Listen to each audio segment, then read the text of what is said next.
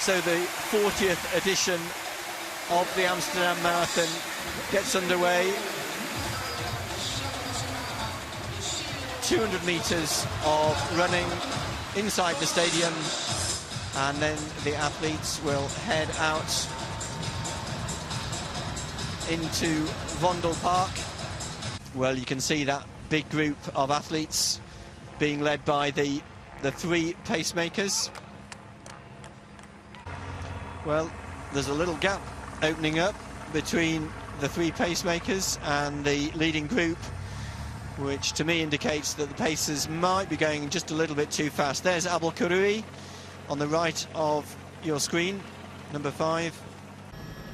If there are still a number of athletes in the race at that point, then the man-to-man combat between them is likely to ensure a fast finishing time, which explains why that big group of 12, 13 athletes at 25k is now down to a chasing group of 5 athletes. Mike Keegan, number 11, trains in a very, very strong group, which includes Mika Kogo, Mark Kiptu, who finished 3rd in Eindhoven last week. So Kipyego has moved to the front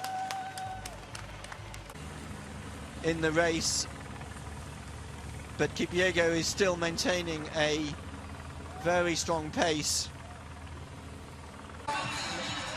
Bernard Kipyego in his 13th marathon, coming down the home straight to become a 2-time Amsterdam champion and taking a few seconds off his own personal best, with Bernard Kipyego defending his title.